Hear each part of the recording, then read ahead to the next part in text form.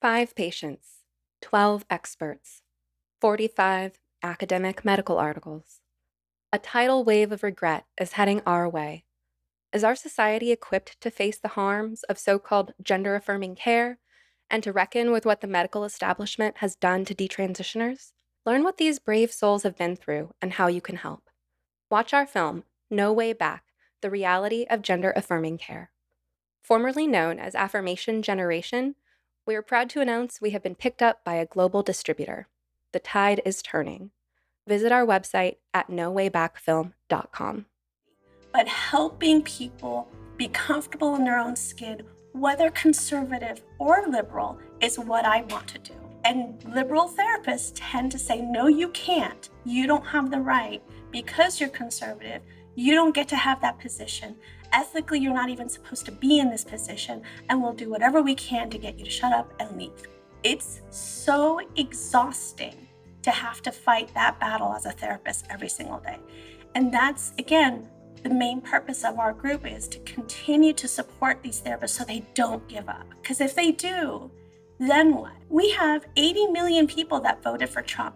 That's 80 million people who are conservative. So are we telling them that too bad all the therapists that could have supported you and never shamed you decided to quit because the left side said you guys are not ethical enough? I can't be okay with that. I can't be okay with just giving up on 80 million people. You must be some kind of therapist. I am some kind of therapist, and I'm about to take you on a journey through the inner wilderness.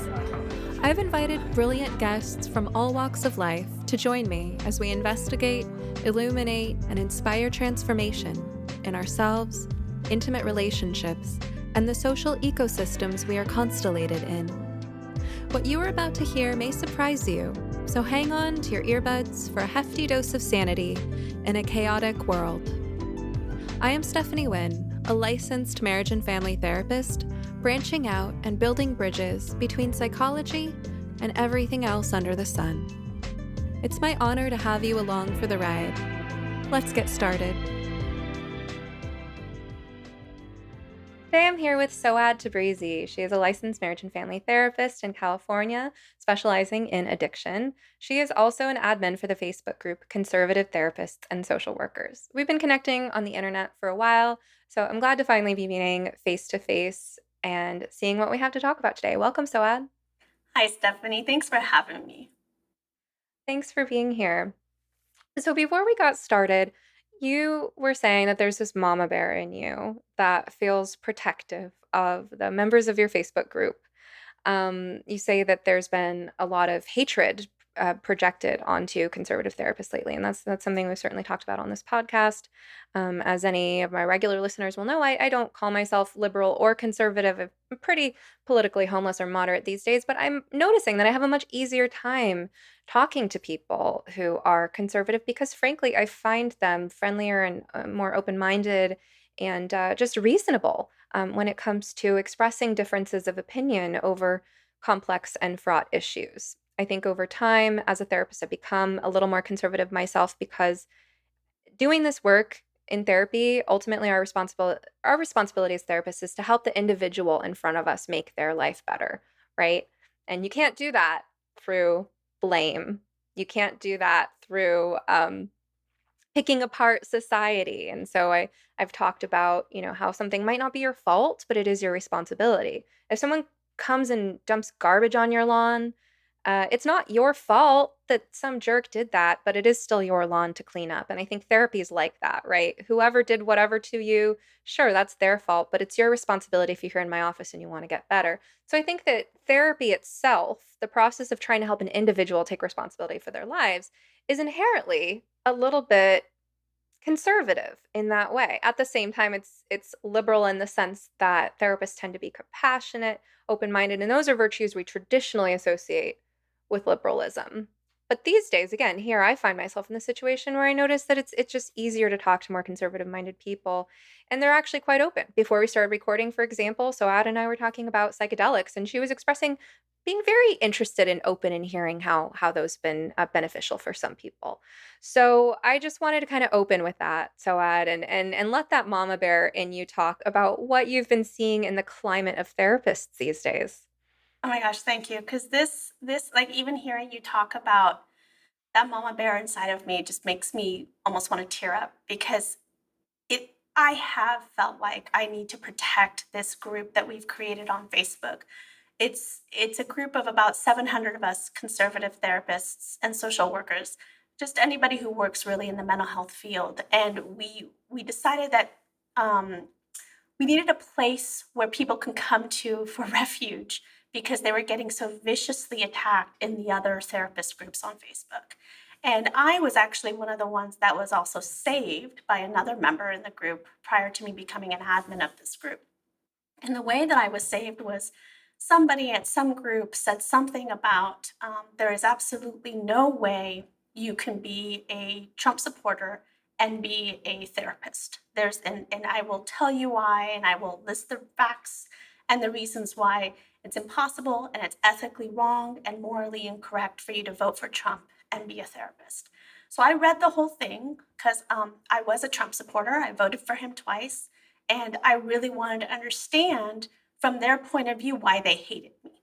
And basically it was because that I was a racist and I was a woman hater and that I was a bigot and that I was a xenophobe and and the reasons why was because this is what Trump said. So if you support him, then you're also this.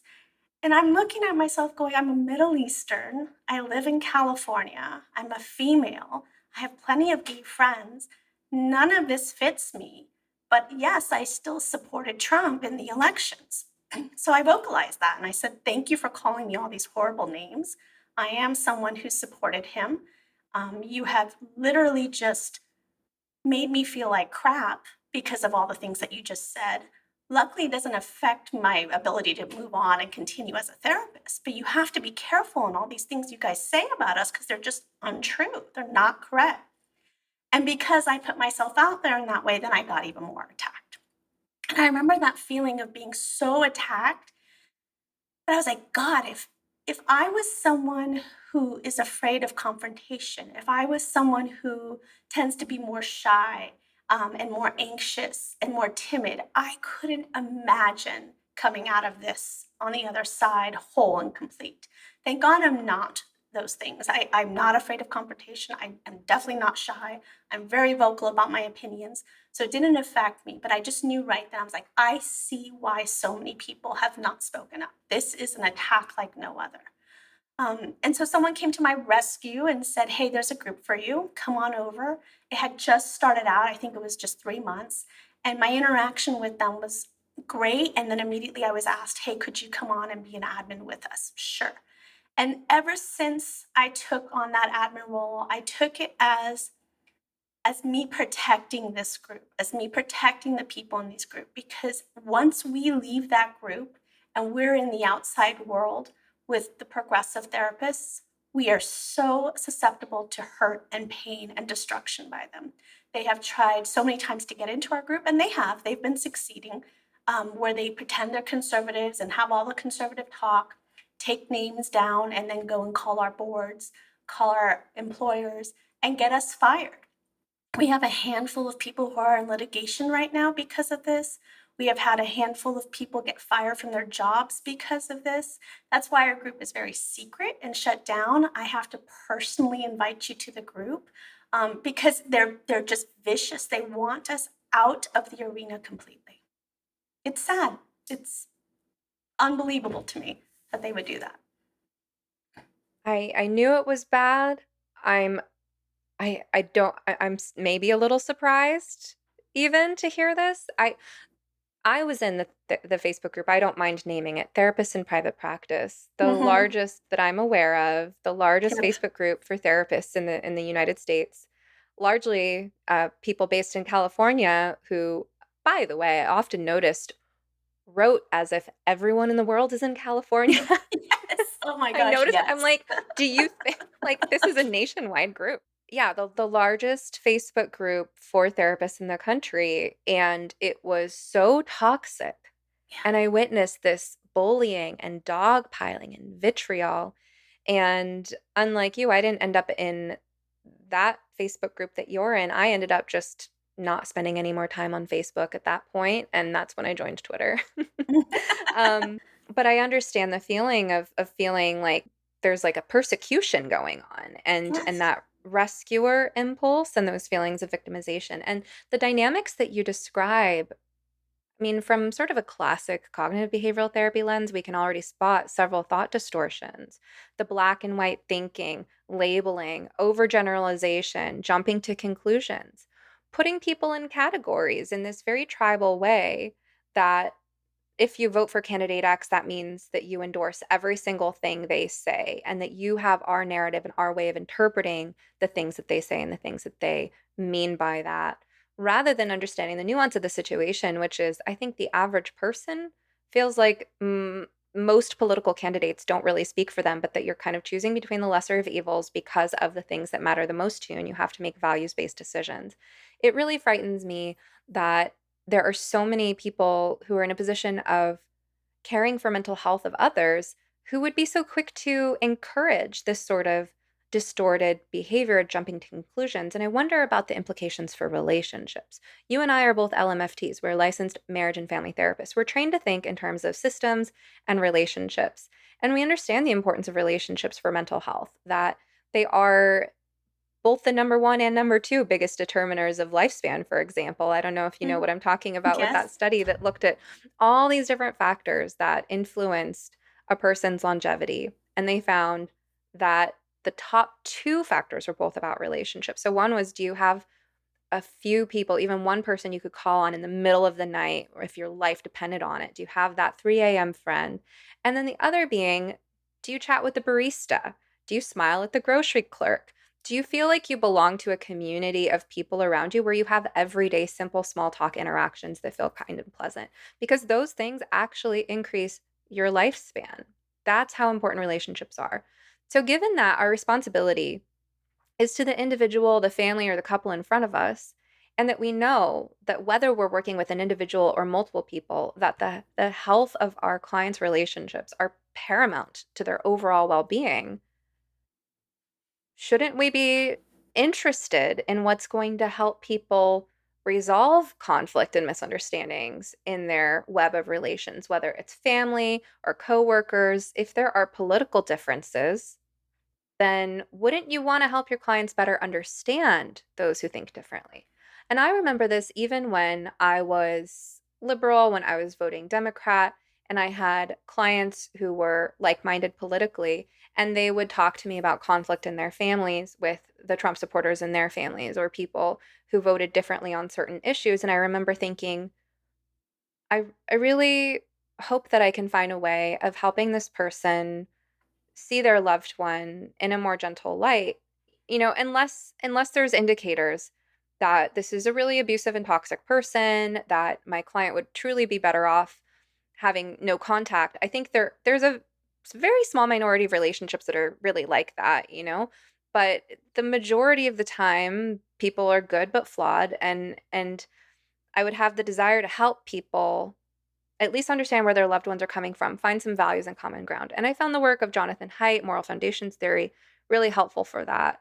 So it makes me wonder what all is going on in therapy, um, with therapists who don't feel like they have a responsibility to understand people who think differently from them and who think differently from their clients.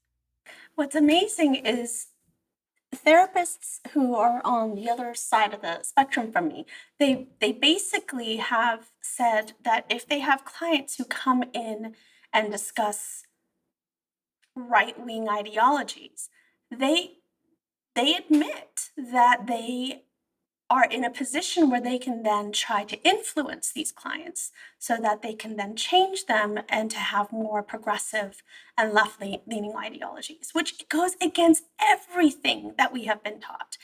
We have absolutely been taught to just listen and meet them where they're at and ask them what they want changed in their life, if anything at all. What is it that their agenda is for their life, not what our agenda is for their life.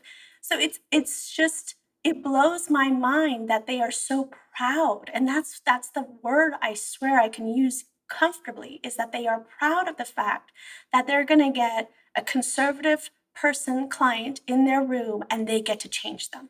They get to influence them so that they can be someone who is more progressive. And this is why it has caused so many conservatives to stop seeking treatment. And that broke my heart. I have run into so many people saying, I will not go to a therapist because I will not lose, or excuse me, I will not chance the fact that I could have a left-leaning therapist with me, because I don't want to hear about how I should be. I don't want to hear about how I should accept certain things. I don't want to hear about any of that. I don't want to be judged. I don't want to be shamed.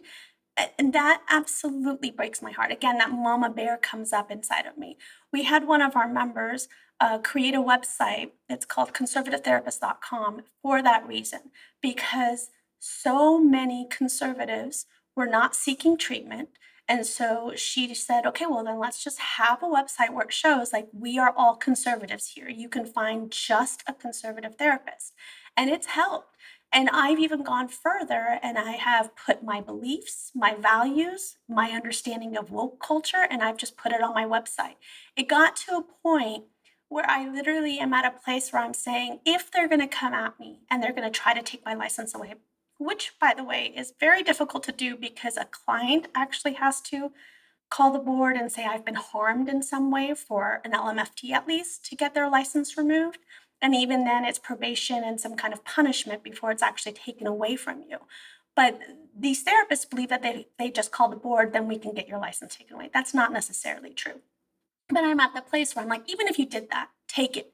It's not worth it to me to not fight for these conservative clients and at least put myself out there so they know that they can come to me, that they can find me. You take my license away, I'll turn myself into a counselor. No big deal. I don't have to be licensed. I can still help. I still have my education. I still have my years of experience. I can still have a private practice. I just won't be licensed anymore. No big deal. I am not, that license is not my identity, but helping people be comfortable in their own skin, whether conservative or liberal, is what I want to do. And liberal therapists tend to say, no, you can't. You don't have the right because you're conservative. You don't get to have that position. Ethically, you're not even supposed to be in this position, and we'll do whatever we can to get you to shut up and leave. It's so exhausting to have to fight that battle as a therapist every single day. And that's, again, the main purpose of our group, is to continue to support these therapists so they don't give up. Because if they do, then what? We have 80 million people that voted for Trump. That's 80 million people who are conservative. So are we telling them that too bad all the therapists that could have supported you and never shamed you decided to quit because the left side said you guys are not ethical enough? I can't be okay with that. I can't be okay with just giving up on 80 million people, because I'm sure at least 6 million of them want some kind of therapy or treatment. And there's only obviously so much of us that can go around to 6 million people. So I try so hard to continue to encourage this group and say, hey, we need you. Stay fighting. If you can, if you have the courage, be vocal about your beliefs so they can find you. Because that's what the biggest fear is they don't want to find a therapist and then find out they're getting shamed or indoctrinated in some way.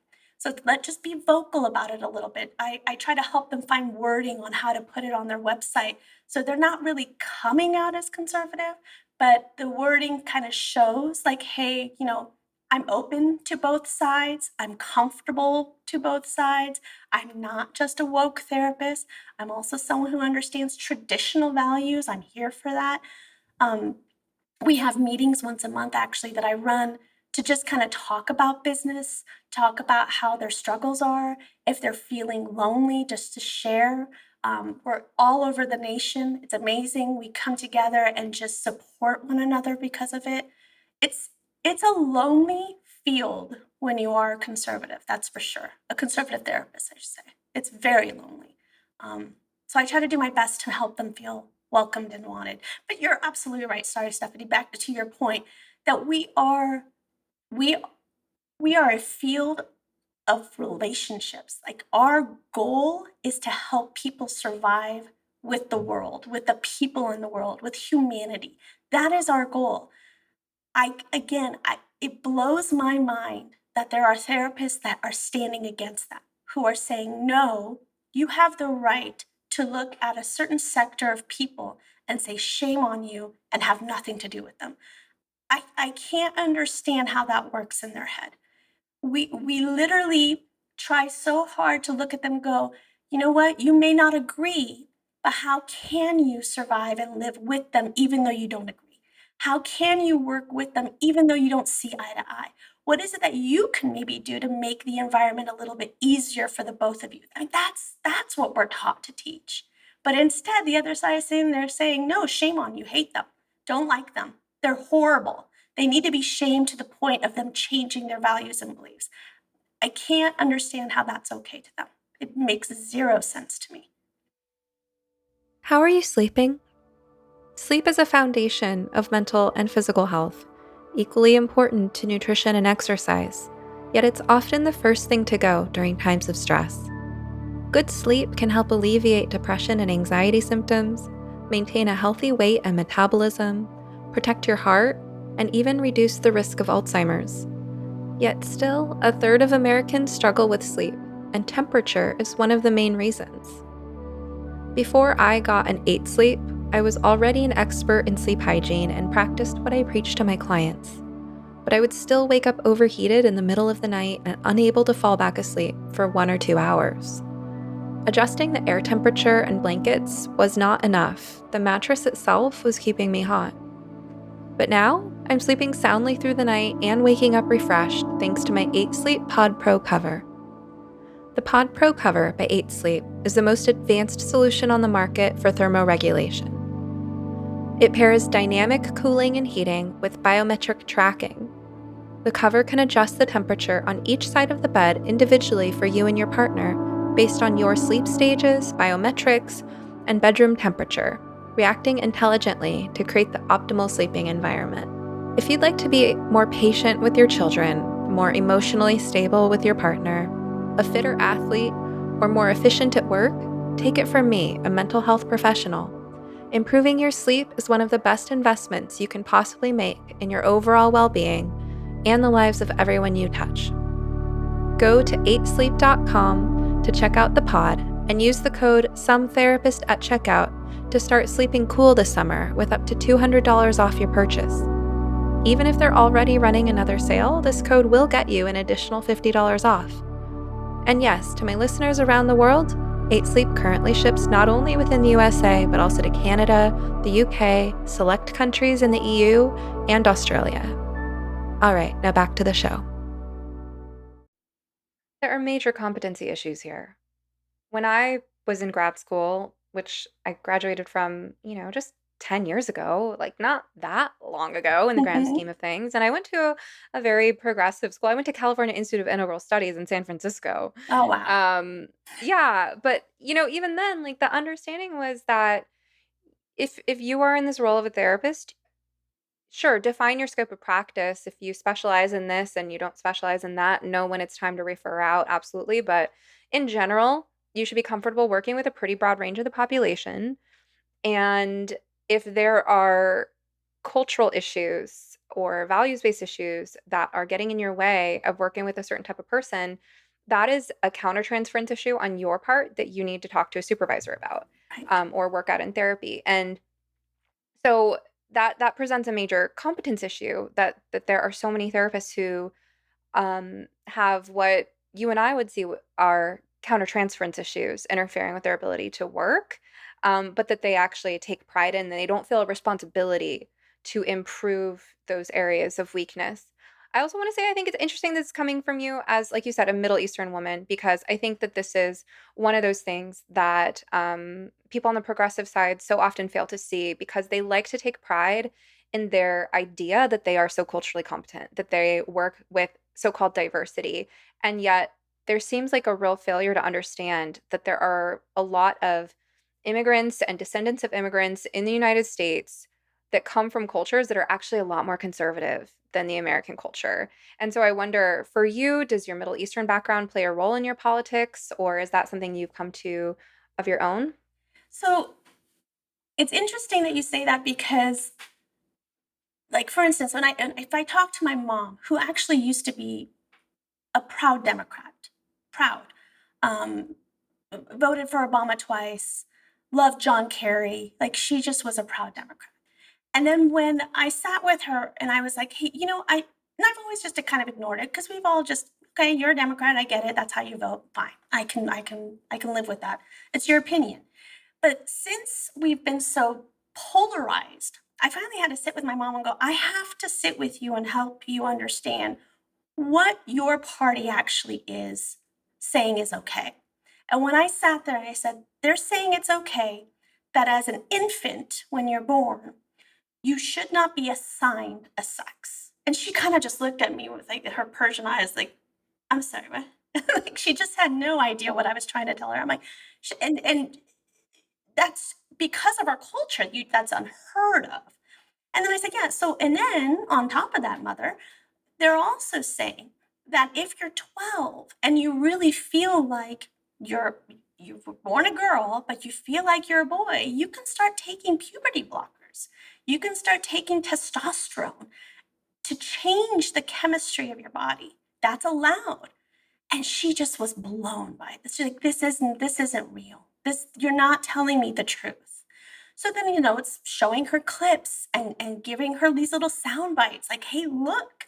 And then showing her the sound bites, but then going, let's look at the whole picture. I don't want you to just see the sound bite. I want you to see with the context of it all, so that I'm not just showing bits and pieces of anything. She voted for Trump the last time. She is no longer a Democrat. She cannot believe that that is what the party has become. It goes so against our culture in the sense that we are very family oriented, that things like men and female have their place culturally, traditionally, their roles even. Um, in our culture, women take care of the home. It's not that they don't work, but that's their job. They take care of the home and raise the children, and that's something that you're proud of. And the husband brings home the money, and he's the king of the household. It's very culture. It's actually a beautiful thing. And she again was just like, I can't believe that the society has become what it has become. Now, I've always been conservative. In my voting life, I've always happened to vote Republican. I'm not a Republican, I'm actually independent, but I've just always believed in more conservative values.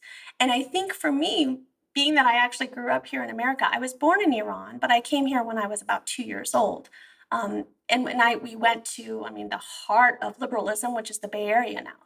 But the Bay Area at the time where I grew up was not Silicon Valley. The Bay Area was very different. It was a very conservative, middle America kind of town area. We had orchards, we had farms, there was no big anything, big tech, big nothing. The only big thing we had was San Francisco, and that was like 40 minutes away for us. And that was like, oh, them over there. But that's about it. We were just a country kind of village in the Bay Area. And it was beautiful growing up there. And it wasn't until big tech came and really just destroyed it. Silicon Valley came and just brought in liberalism in a way that just destroyed that beautiful place within 10 years, and it became unrecognizable to us. But me growing up there, I actually was brought up more conservative because of what the Bay Area used to be. And my views were always about, okay, keeping the family unit together, which is something that conservatives really love about keeping the family unit together. That marriage, true marriage, is between a man and a woman, and that's something that's very sacred that you hold. We weren't against gay people wanting to be together. it was just, why do we have to call it marriage? Why can't it just be the civil unity that we have, or more of a governmental name if you want to give it? But the marriage that you have in church, that's between a man and a woman. And we believed in that. All of us believed in that. Financial, we just didn't understand economics. We didn't understand, why were we getting taxed on everything? None of it made any sense to us. Why are we making money, but then you taking it away constantly? Then when the homelessness started to happen more, why am I giving? I would watch my dad, who literally came from nothing. I mean, he came from nothing. This man has a sixth grade education. He picked up his family, moved to the States, I think he said he had, and I even saw it in his bank book, they had written bank books back then. He had $15,000 to his name that he saved up for years when he worked in Iran. And that's all we had. And he started his own business, started his own company with a partner, and is well off now, doing wonderfully. And I would watch him always complain about these taxes. I'm like, God, he's working his ass off, excuse me. And he has to give so much of that away. It just never made sense to me. And I think because of those things, I always tend to vote more on the Republican side. Their policies made more sense. I don't agree with the politicians. A lot of the times, I don't even agree with that person that they are. But their policies, I agree with. I like the way that they want to keep the family unit together. I like that it's less taxes. I like less government having control over our lives. And that tended to be more on the conservative Republican side. But culturally, yeah, we are definitely more conservative. So, specifically for Iranians, because so many of us escaped the Iranian regime, it's become the Republic of Iran. That's what it became after the revolution happened. So when they escaped and they came to America, they didn't want to have anything to do with the word republic, because the republic had to do with the Republic of Iran. And what they wanted to do was vote for democracy. So Democrats, they've believed, were for democracy, having freedom, having rights. And so they all just generally voted for Democrats because that's what they believed. Their ignorance in politics is really why they just naturally voted for Democrats. It wasn't until Trump came around that they had to step back and go, wait a minute, what are we actually voting for? Because things are sounding really weird right now. They're not aligning correctly. And that's when they had this cultural shift where a lot of Middle Easterns are like, no, we don't believe in this. This is crazy. This is madness over here on the left, and have shifted over to more conservative views. So it was by default that they were voting Democrat and liberal. It was by ignorance that they were doing that, really. But it had nothing to do with values or their belief system in any which way that they were voting more liberal. But that's shifted a lot in the past few years, for sure. That's really interesting, and it's kind of like an example of something we all do to some extent, which is we make decisions based on limited information. There's Mhm. sort of like brand recognition and the stated values and sentiments of a particular thing that we tend to go with. We don't often do our research. You talk about your relationship with your mom, and I wonder if my mom's listening because she listens to a lot of episodes of my podcast. And my mom's also, she's elderly. She's voted Democrat for most of her life, and we've had similar conversations to that of like, do you understand what the Democratic Party is about these days? Right, Because that is something that has changed. right. But also speaking of, you know, voting or making decisions based on limited information, um, she keeps trying to get me to pay attention to what's going on in Russia and Ukraine. Mhm. And my stance is that I don't have to have an opinion about everything. And I'm not going to have a strong opinion about something if I haven't done my research, because I have certainly been wrong on things before when I have operated based on tribalism, based on this is what the news tells me, or this is what the people I follow on social media have to say, or this is what everyone in my city around me seems to think. Let me just go with the popular opinion on what good people think.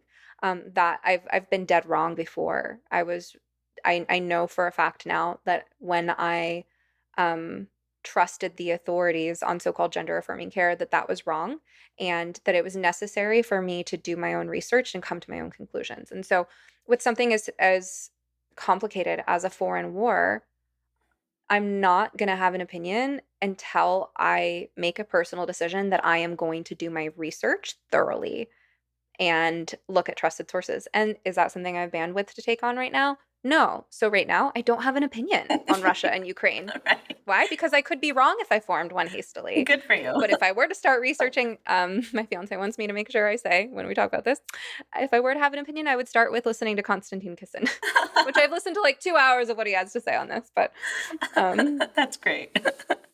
so you mentioned there's so many places we could go. One of them is cultural and gender roles, because I think when a lot of liberal leaning people hear about these sort of traditional gender roles that you have in your Iranian culture, which are very similar to traditional gender roles in a lot of other cultures, that it inherently feels oppressive, right? So there's a kind of a glass half empty view of that, and they think about the situations in which that doesn't work well for people. So for people who are naturally atypical for their gender, for people who are gay, for people, for women who want to pursue careers, there are so many situations where people of a liberal nature tend to think about the outliers and who those traditional gender roles don't work for, or the situations in which they're enforced in an abusive manner. For example, the man who's like, make me a sandwich, woman, instead of, oh, my lovely wife, thank you for a beautiful dinner, right? But you spoke of those gender roles in this sort of affectionate way. And I just want to give you an opportunity to voice that, whether that's, informed by your Persian culture or just your own way of thinking about what's it like for those who willingly choose those gender roles, or maybe who have been handed those gender roles by tradition but feel nourished by that tradition. And thank you for asking that, because I think it's something that isn't spoken to or about often. And I a lot of my view on this, yes, it was heavily influenced by just my own upbringing. And in our culture, yes, the dad always goes and makes the money, and the mom's home taking care of the kids. Until a mom who says, I'd really like to go to work. I have not seen any uncle, father, anyone around me say, no, woman, you're not. You're staying home and you're going to do your duty. I've never seen it like that. I've always seen it as, okay, if you're going to do that, how is it going to work with the kids? Because in our minds, once you have children, they're your number one. They are not number two. They are not second to your work. They are not second to your career. They are always number one. And so if that's the case, you want to work, how are the children still going to be number one in your life? And you can still do your career. So it's either you work it around their schooling, you figure out maybe a few hours after school if you have to have another auntie or someone pick them up. Fine, so be it, that's okay. But the kids will never not know their mom and dad. And most times what happens is the kids would go to grandma and grandpa, which is still family. And so that was still acceptable. It was still okay. It was part of the family. They're going to be with grandma and grandpa. That's why a lot of times grandma and grandpas are either next door, literally, or they live in the house with mom and dad and the kids because they are always the babysitters. Really, that's what their job is once they become older, and they can do it. They love to do it, actually. So for me, growing up and seeing that was just normal.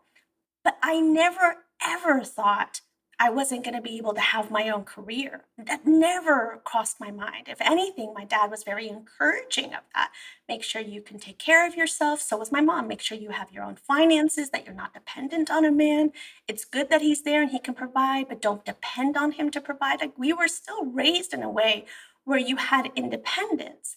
But at the same time, we were also very celebrated for being feminine and being female, and how beautiful that is to be a female, to take care of your looks, to take care of your face, to take care of your body, to make sure you still do your hair, to make sure that you still are presentable for your man. And not because of some vanity, but just because it's a beautiful thing to do as a female. Why not throw on some lipstick for him and make him smile? Why not look pretty for him so that he feels proud to have you as his wife?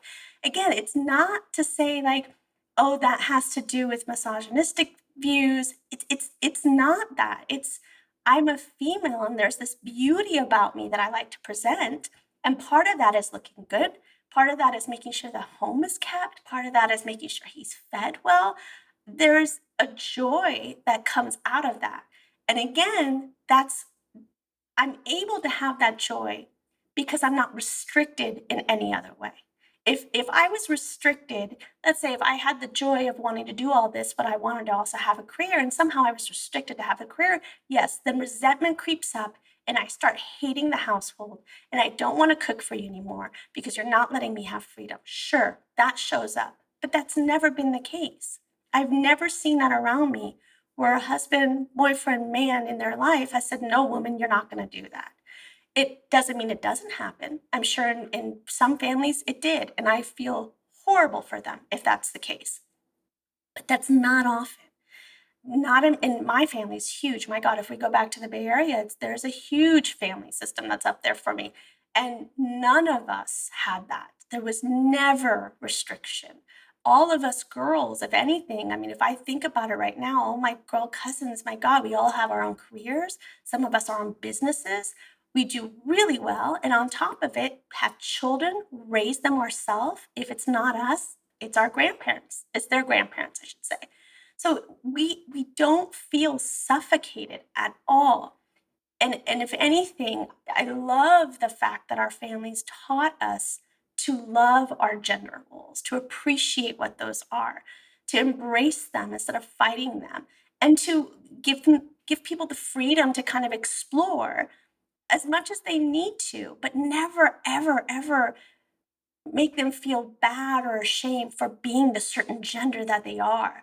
It's kind of like this whole we're going to kind of sidetrack here, sorry, but kind of like this whole idea that black people are oppressed and white people just have some kind of privilege. And that's kind of the frame that we have to look at society as. Blacks being so oppressed because of white privilege. And I'm 100% against that mentality. Why have that outlook? Why do I need to look at myself as oppressed because I'm a female? I've never been taught that. I've never seen the world that way, that just because I am a female, I have less than somebody else. It's never affected me in career, in life, in school, in friendships ever, because that mentality has never been taught to me. If anything, the opposite has been taught. I have all the advantages as anybody else, male or female.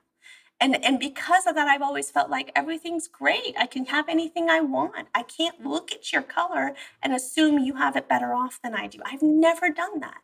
And again, because of the way I was raised. But now we are taught that no, you are an oppressive group. You should understand that. Well, of course, then all of a sudden my worldview changes. And if I look at things from an oppressive lens and I see things as me less than, of course I'm going to go into the world thinking I've got to fight for everything and I've got to make sure I have all the rights in the world because that's what you've been taught. But it's not true. What rights is it that you don't have? I'm still trying to figure that out. What rights, even trans people, feel like they don't have that I have. I don't get it. To use a bathroom, there's a bathroom. Use it. What you want to use the girls? Why? There's still a bathroom. If you have to pee, there's still one for you. Go pee. Why does it have to be the one that's labeled for female and you're a man and you want to use mine? It just makes no sense that you think that's a right you don't have. Using the bathroom, you have the right. You absolutely have the right to use it. No one's taken that away from you. But again, this worldview is given to us that people don't have these rights and we're oppressed and we've got to fight for them. I just don't get that. It's not in my DNA. I haven't been taught things that way. I was always just taught we are all the same. We all have the same joys. You are a beautiful female. Let the femininity shine in you. Let people see the glory of a female. Just let that permeate through you and let people enjoy the fact that you are such a great woman and you can present so much into this world because of the fact that you're a female. That's my feeling about it. And I think that a lot of us in my culture feel that way as well. Part of what I'm getting from all of this is sort of the sense that freedom is an inside job and that you can choose to have a sense of freedom. That with something like the choice to wear makeup as a woman, it is a choice. And for you, and for many of the women that you know, it's a choice to be embraced because why not celebrate feminine beauty? Why not make the home beautiful? Why not cook for my loved one?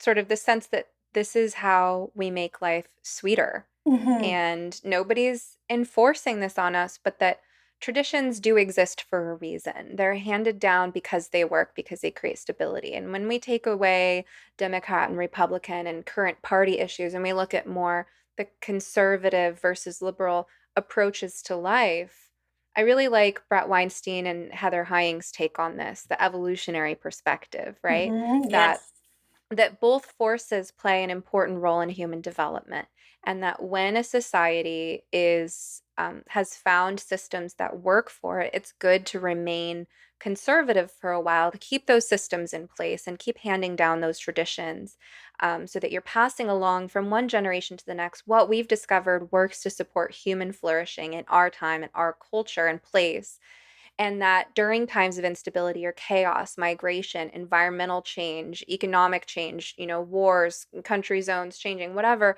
that there are times that you need to break down old systems that aren't working, or you need to adapt and change, and that's where the sort of liberal or progressive value of let's change, let's see how much we can grow, let's see which of these boundaries that we put up before are still needed and which ones are actually getting in our way of growth at this time. And so the two forces sort of work together, but I think you're talking about things that remind us of the value of tradition. And I wonder, as somebody who didn't have that, somebody who grew up as a cultural orphan Hmm. myself, without a family structure, without any kind of cohesion around me, like I am fascinated by what it's like to grow up embedded in a culture that has traditions to pass down. And it seems really grounding and stabilizing. And right now, I think people need that. Just today, the day that we're talking, I wrote a Twitter thread this morning, or actually it was a long post because I have Twitter Blue. I can write long posts about stability and how important it is. That in the first 30 years of life is really crucial for developing stability that's going to have a big impact on how you do for the next 30, the next 60 years after that. So the foundations of emotional stability we know have their roots in early childhood. Relational stability also roots in early childhood with many more formative experiences in early adulthood. Financial stability and health stability, the roots of those are in your childhood as well. What your family models for you in terms of taking care of your environment, your body, your wealth, and health, right? And then stability of identity, right? Ideally, you develop a stability of identity through having all those other experiences and integrating a cohesive narrative about yourself in which your sense of self and your experiences and the feedback you're getting from other people are all congruent and give you a stability of identity. Now, I didn't say rigidity, I didn't say identity foreclosure, I said stability. And after around the age of 30, instability is a lot less cute. The consequences are a lot more steep and compounding, and it's not as well tolerated by employers, people you date, anything like that. So, part of my concern right now is this lack of stability that the culture is inflicting upon its youth, people who don't know how to value stability, people who don't know the consequences of having unstable health or finances or relationships when you are on your own and you don't have a family to take care of you and you don't have a society in which there are a lot of stable, hardworking people to fill in the gaps to provide those services.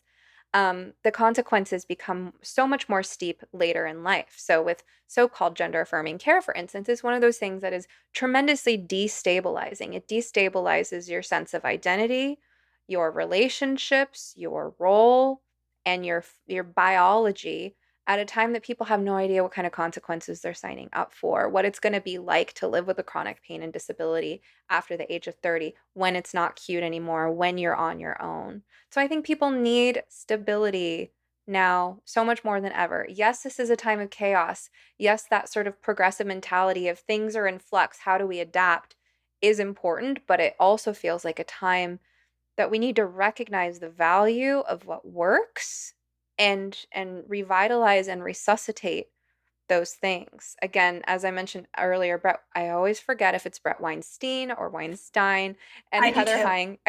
Yeah, Yeah. but they're sort of they also teach the idea of Chesterton's fence, right? The idea that if you don't know the purpose that something serves, then you should be very hesitant to do away with it until you understand why it exists in the first place. Mm. Um, and it seems like there's been this kind of cavalier attitude in the culture that we can just do away with old systems because we're positive they don't serve us anymore, that they don't have any valuable function. And it's like, well, wait until you see the consequences of that. You might actually find that those structures that you thought were so oppressive, that you thought needed to be done away with, were actually upholding something really fundamental. And that without that, we have a whole new set of problems. But you're right about the stability. You're absolutely right about that because the whole gender affirming care ideology is basically telling us that if your family system doesn't adhere or support or affirm this whole new gender role you want to have, then let's do away with your family. And talk about instability right there. You have basically just said, we're going to pull you away from any kind of stability and we're going to put you in a government system with no stability whatsoever because it changes all the time with all kinds of politicians back and forth, all kinds of systems and agencies going to be now taking care of this child. And we're going to pull them away and throw them in instability and somehow believe that these poor children are going to survive in society now. And I know this is where my tinfoil hat is going to come in. So excuse the little conspiracy theory kind of ideas that I have about this. But I think it has a lot to do with the push of making sure that children are no longer parents' children anymore, that now they're going to be the system's children. And the reason why there's such this push is because they're more easily controlled and manipulated if they are the government's children. And if we keep them away from the parents, then we can somehow then mold them to create them into who we want them to be. It, the whole mass psychosis idea that has been shown to us through the whole COVID situation as well. If we can somehow get them in the psychosis, then we can manipulate and control them. And I think that that's the whole reason why they're trying to push and pull away every child that has this idea that they're another gender from the stability of a family so that then the government can control them and take care of them. We are setting ourselves up for destruction in this society if we continue down this path. The family system is it has more power than we're willing to see. And I don't mean power in the sense of that it has control, but it has such this great influence in a beautiful way on us. And we're doing away with it, and it's going to damage the society in such a horrible way. We're already seeing that happen. I really love the fact that you understand that stability has such a big part to do with the upbringing of these kids and our society. Without it, it's just chaos. And if there's chaos, then who's going to come to the rescue? Well, our government's going to come to the rescue. They're going to look like the heroes, and we're going to look to them to take care of us because we were told, stay away from your family. They're not the ones that are going to help you, but we are. And that's how they get the votes, and that's how they stay in power, and that's how they stay in control, and that's how they continue to manipulate us. It's it's disaster right here. I can see it and I can taste it, but I am so grateful and I am still hopeful that more of us are rising up and saying, no, you're not going to take the family system away. You're not going to take our children away from the family anymore. We know better than you do. We are not going to continue to vote for people who are going to support this agenda. This is not going to happen, and I love seeing that. I love seeing mom and dads rise up, more dads now too, which is really heartwarming for me to see more dads say, hey, what is going on with my kids? What's happening here? We're not doing this anymore.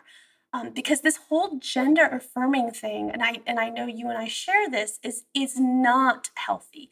It's disastrous. It doesn't make any sense. It's not even built on any type of research or fact or anything. You can't. We just started it, so we have really no proof of it working in any which way. And if anything, again, it goes against what we've been taught. We have been taught, one of the main things I've been taught as a licensed therapist is to confront, is to challenge. If a person comes to you in session and says, I'm wondering this, we're almost encouraged to play the devil's advocate and say, okay, well, if you're wondering it, let me play the other side for you. Let me make sure that your values are built on solid foundation. Let me make sure that you know what your values are. Not instead say, whoa, you're confused. I'm going to affirm your confusion. I'm going to believe in your confusion with you. What? No, we never say that. We sit there and we say, you're confused. Let's figure it out together. Let's work on this so that you're not confused anymore. Let's figure out what that solution is. What is your value system based on? Let's spend some time there. Let's find some stability in you, a good solid foundation in you so that you're not confused anymore. I'm not going to sit there and affirm your confusion. That how is that helpful? How is that healthy for anyone to just sit there, you know what, stay in that confusion. That's a good place to be in. You're right. Huh? No, it's not. And I hope to God we do away from this gender affirming care soon. It sounds like that is the road we're going on, except for California, of course, because now we're going to make it child abuse if a parent doesn't affirm, which is silly to me. Sad and silly. Welcome to California. As a therapist, I've gotten an up close and personal view at what people tend to struggle with day in and day out. Turns out it's almost universal that we know we should be taking better care of ourselves in terms of the basic building blocks of well being, like diet and exercise. But as valuable as it is for our mental and physical health to change our lifestyle habits, it's also much easier said than done. People often set goals that are too lofty, only to feel even worse about themselves when their aspirations inevitably fail. That's why I recommend starting with positive changes that are as simple as possible. Enter my new favorite beverage line. Organifi makes it so easy to improve your nutrition and start feeling better right now with refreshing plant-based blends of superfoods and adaptogens that you can just mix with water. My personal favorite is their green juice. It contains moringa, ashwagandha, chlorella, spirulina, wheatgrass, beets, turmeric, mint, lemon, and coconut water. 100% organic with no added sugar, and it tastes great. My family loves Organifi Gold, which promotes relaxation and restful sleep, served mixed with warm almond milk before bed. Organifi also makes several other powerful blends, all organic and loaded with vitamins, minerals, antioxidants, phytonutrients, anti-inflammatory herbs, and adaptogens. For less than $3 and 3 grams of sugar per serving, you can start giving your cells the support they need to manage stress and feel good. Check out their product line at Organifi.com. That's spelled ORGANIFI.com. And use promo code SOMETHERAPIST to get 20% off your entire order. Your whole body will thank you.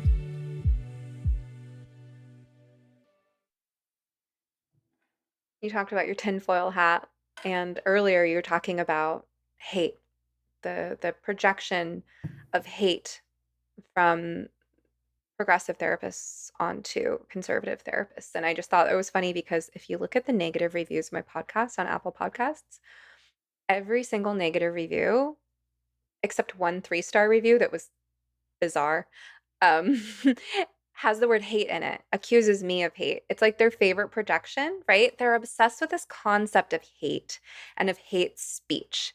And there's so much projection in that. And then the other one, I do have to give this person credit for a clever title to their negative review of my podcast. Their title was, "You Must Be Some Kind of Conspiracy Theorist." That's cute. But you talk about this mass psychosis, and psychosis is one of those terms that, like, it has its clinical meanings, right? If you're actually like diagnosing in terms of the definition of hallucinations or delusions, but then there's kind of more the lay sense of psychosis that we use more commonly to mean just disconnection from reality. And that's where I think the word sanity is really kind of a balancing and centering concept that we don't use a lot. It's been on my mind lately. I saw a really clever tweet from a therapist I just started following that had an X next to mental health therapist and then a check mark next to sanity specialist. And I like that reframing because I think that sanity is sort of, it's like the word sanity evokes a gut check of, am I tethered to reality or not? Am I starting to lose my footing? I agree with you wholeheartedly on that. And it's funny, you use the word sanity, and I probably should use the word sanity over this one instead because I use the word normal. I mean, can we just be normal again? Can we have some normalcy in our planet? Because as you know, when we sit there and we kind of either diagnose or trying to somehow get some kind of perception of as to where our client's baseline is, just to so that we kind of know, okay, if their baseline is here and they're beyond their baseline or above their baseline, then they're probably, a little anxious, not feeling themselves, or maybe they're below, they're feeling a little depressed today, or where is just that baseline for them. And as it helps us kind of be able to kind of see if there is a diagnosis, what that diagnosis is based on that baseline. We have lost baseline. Society has completely lost baseline. What is baseline anymore? Like you said, what is the sanity of anything anymore? Anything goes. You want to be an elephant tomorrow? Be an elephant tomorrow. How can a society, again back to stability again, how can a society function with constant insanity going on all the time, every day, when you wake up not knowing what's right, what's wrong, what's true, what isn't? It's not. It's going to fall, it's going to destroy itself, it's going to crumble, and it's going to kill the people that are in it. It's not going to function. And I totally agree with the fact that we need to bring sanity back into the system again. We have to create a baseline once more. So Jordan Peterson talks about sort of the ideal as the norm and then the fringes, and that there will always be outliers and fringes, but that there is a function for the whole of society in having some kind of ideal. And what you're talking about is really what happens when we invert that. So we sort of center the margins and marginalize the center, so to speak, that it has this really destabilizing impact on all of society. And what I think is ironic is that the people who are for that, the people who want to see those types of changes, they're obsessed with this concept of privilege. It goes hand in hand with the concept of oppression. But I actually think that they are in the most privileged position at all, which has nothing to do with the color of your skin or your sex or your so called gender identity or any of that. I think the most privileged position is to come from such a stable society that you feel like you can afford to throw out what works. Mhm. I think people who really don't have that appreciate and make use of what works. It depends on what's at stake and how much you have the lived experience, the felt sense of how much is at stake. Let me put it this way. When we get behind the wheel of a car, almost all of us are conservative, right? Why? Because you are operating heavy machinery. Lives are at stake. Your life, the life of your passengers, the life of the other drivers on the road. So you're going to follow the rules of the road because you don't want to die or you don't want someone else to die, right? You take responsibility for your behavior. Now, there are some drivers that live on the edge. There are people who get consumed by road rage. But at the same time, even if you are screaming at the wheel about the jerk who just cut you off, guess what you're going to do? You're going to slow down when they cut you off. Why? Because you are controlling the thing that you are responsible for controlling that's going to keep you safe. So you're not just driving over the lines and onto the sidewalk and going through stoplights and having a grand old time throwing out all the rules and seeing what you can get away with because there's a real consequence to your actions. And I'm worried that many people aren't going to feel the consequences to the destruction that they're encouraging until it's too late. Yes. I agree with you completely on that. It is going to be too late, and backpedaling is so much harder, and fixing up is once it's gone too late, we can never go back to what it was. We can try to adjust and fix, and we can have some kind of resemblance to maybe what it was, but it will never be what it was again. We have now moved on and moved past it. So we're going to adjust and try to clean up the mistake. It's going to be hard and it's going to be painful. I think this is what a lot of conservatives back when they wanted to make gay marriages legal. I think this was the push and the fight that they were trying to say. Say, if we go down this road, if we do make it legal, which we understand why you want to, we want you to have your partner. We get it. We don't want you to not love who you love. But if we make this a legal thing, it's going to open the door for a lot more. We won't stop there. We will want more and more and more, to the point that it's going to be what we're living today, where young children believe they are a different and opposite sex, and we are allowing them to believe that. And if anything, medically aiding them to fulfill that. This was what they were afraid of. And I think that this is like your example where we've like gone too far. We can't go back. We can't take any of that back. We won't be able to make gay marriages not gay again. I don't think that that's possible, and I don't think we should do that to them anymore. It's not fair to kind of say, oh, you're allowed to, and now you're not, just kidding anymore. So I think at this point, it's like we have to readjust. We have to kind of sit back and go, okay, what's gone too far? What didn't work? We allowed gay marriages, fine. Keep it just as that. What is the TQ, ABC, I don't know, all the other alphabets that come after it? What is all that about? Why? Why did we need all of this? Can we just go back to LGB and be happy with that and contain that in some way? Legally, what you want to do in your bedroom, in your life, I don't care. That's on you. But make it a thing where it's shoved down our throats. When it's a value that we have to push on our children, that's where we kind of have to draw the line. Go, that's not fair.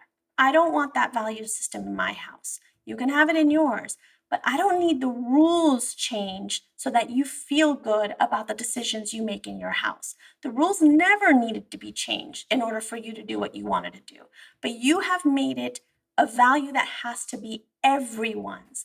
And again, that's where the fight and the battle is. I don't want to carry your values, nor should you have to carry mine. There needs to be no law that says someone's value is going to be the value of the land. That shouldn't be the case. Government, I've always felt, should always be less government, not more.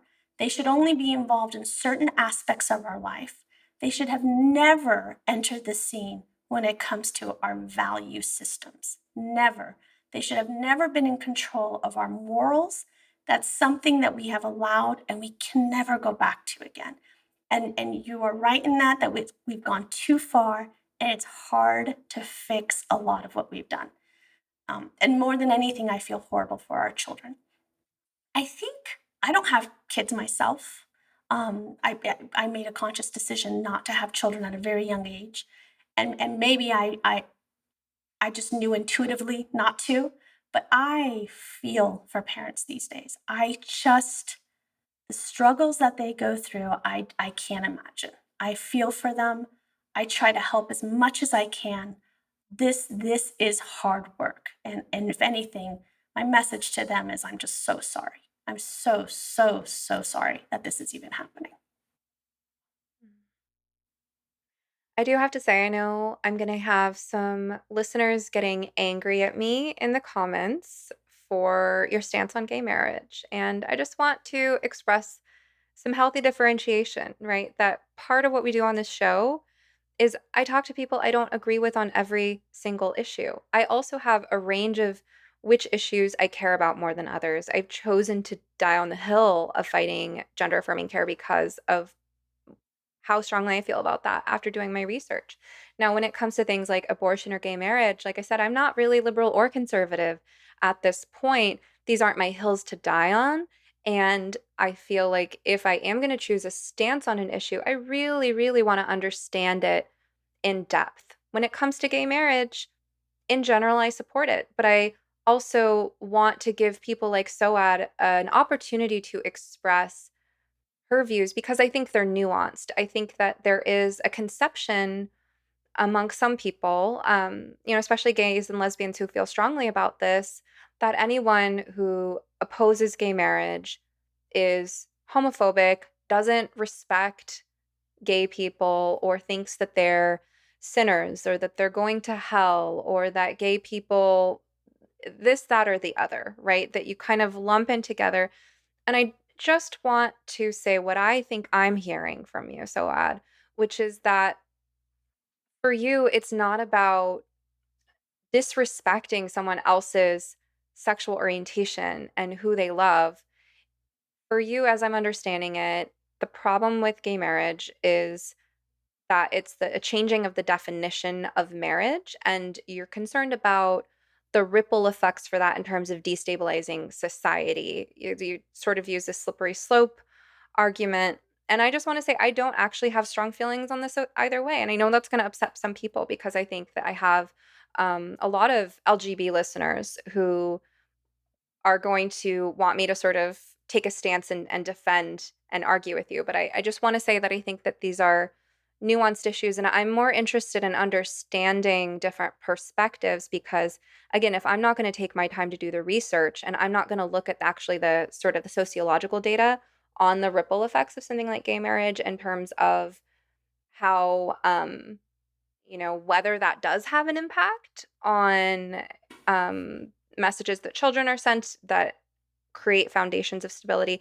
It's just not something that I've looked into deeply enough. So I just respect that that is something that you've put thought into based on the research that you've done or the values that you hold around family and how, your cultural background has influenced that.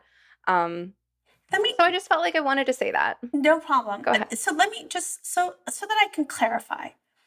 My stance on this, on marriage in general is, I do not believe that the government should have even had any control or say in even heterosexual marriage.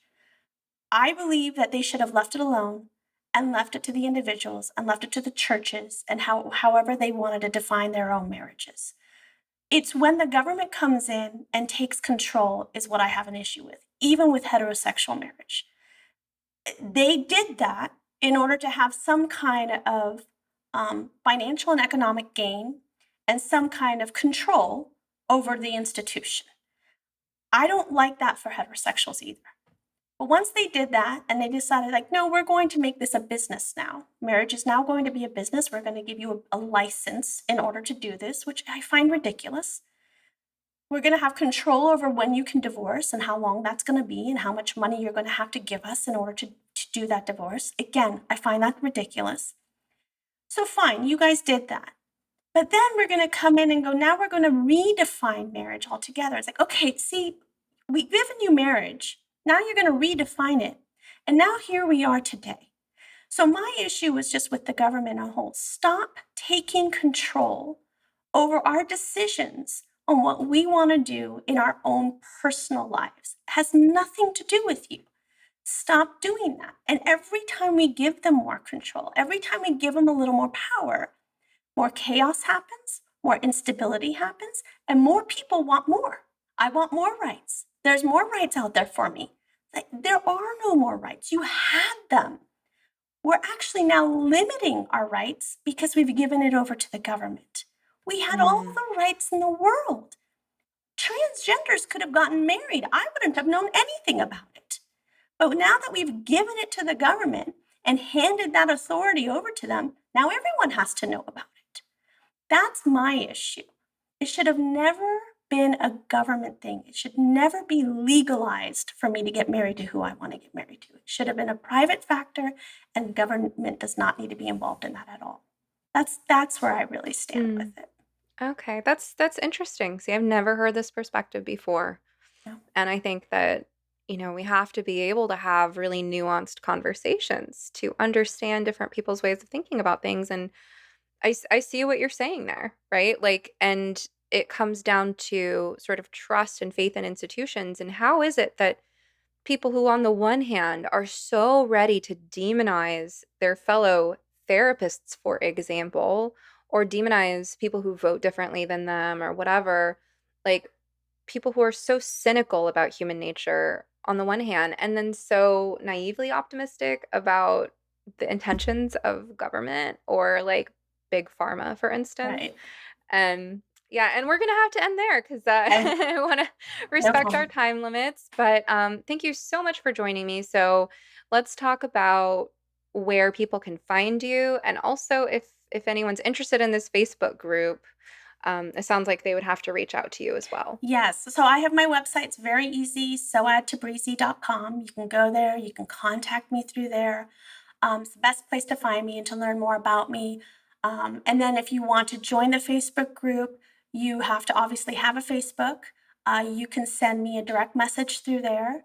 You would have to be involved in mental health, so you need to be working in some kind of capacity in mental health, and then or you need to be a student of mental health, so psychology, getting your license as an MFT or social worker. And then just send me a DM. And then what I do is I go through your profile and make sure you're actually conservative. And then after I've confirmed, then I can add you to the group. So yeah, so that's how you can find me. I'm all over Twitter. I'm all over Instagram. I'm all over Facebook, and all under the handle of Soad Tabrizi. And Stephanie, thank you so much. I do want to make a quick plug, if I may. I have a journal that I just published that's actually coming out July 1st, and it's about developing your values and your beliefs. It's something that I've worked hard on, and it's a 30-day journal that just has prompts for you. And it's journaling is something that I assign to my clients often. And the biggest question I always got is, well, how do I write, and who do I write to, and what do I write about? So I decided to create this 30-day journal to kind of take you on a journey of finding out and discovering who you are. And you can go to my website and you can subscribe. So then that way I can let you know when it comes out on July 1st. Oh, that's awesome. Well, I can tell you right now, this episode will not be published until July. So by the time you are hearing Awesome. this, the journal will be out. So that'll be for sale on your website. Will it also be on Amazon? It'll only be on Amazon, and then obviously through my website. Yes. Only on Amazon. Okay, so that's Yes. great because we can go ahead and add that affiliate link to my website. So I have Great. at sometherapist.com/bookshop, I have any books written by anyone I've interviewed, plus all kinds of books I recommend in general. Great. So we'll put your book in my bookshop, and we'll have that Amazon affiliate link. Thank you, Stephanie. Um, yeah, happy to support you with that. I wish I'd known earlier. We could have talked a little bit more about the journal, but at least we squeezed in a plug for it. That sounds Thanks. awesome. So, Thank you so thank you much, again. Stephanie. You've So been wonderful. You're I'm such a wonderful host. and you know what? I'm so glad for my guests to be able to hear, especially some words you said earlier about how it is that you have decatastrophized having a voice as a therapist. Your thought process around why it's important to take that risk, because I get so many questions about that. And I think so many therapists should live in fear Mhm. of as if it would be just the worst thing in the world to face any threats to your license, that you could never come back for it, that you would not have a plan B, that your identity would be destroyed, that your livelihood would be destroyed. And Right. so I'm so glad that you articulated that. I think it's important to find your voice. And I will also say, like, reframing some of this as competency issues. Clearly, the woke therapists have major competency issues when it Mhm. comes to dealing with people who don't think like them. And it's okay for us to have our areas of competence and specialization. I specialize, among other things, in parents who are worried about their trans identified kids. And I'm one of the only therapists in my state who will not call them inappropriate names and tell them how they should think and be different. I'm one of the only people who's willing to see from their perspective, and I can easily defend that position. So Right. I just want other therapists to be able to hear that. And I'm glad to hear it coming from different voices, different perspectives, including yours. So thank you so much for joining me. It's been a pleasure. Thank you, Stephanie. I hope you enjoyed this episode of You Must Be Some Kind of Therapist podcast. To check out my book recommendations, articles, wellness products, guest episodes on other podcasts, consulting services, and lots more, visit sometherapist.com or follow me on Twitter or Instagram at sometherapist. If you'd like to go deeper, join my community at somekindoftherapist.locals.com. Members can dialogue with other listeners, post questions for upcoming podcast guests to respond to, or ask questions for me to respond to in exclusive members-only Q&A live streams. To learn more about the gender crisis, watch our film, No Way Back: The Reality of Gender-Affirming Care at nowaybackfilm.com. Special thanks to my producers, Eric and Amber Beals at Different Mix, and to Joey Pecoraro for our theme song, Half Awake. If you appreciate this podcast and want more people to find it, kindly take a moment to rate, review, like, comment, and share on your platforms of choice. Of course, just because I am some therapist doesn't mean I'm your therapist. This podcast is not a substitute for medical advice. If you need help, ask your doctor or browse your local therapists online. And whatever you do next, please take care of yourself. Eat well, sleep well, move your body, get outside, and tell someone you love them. You're worth it.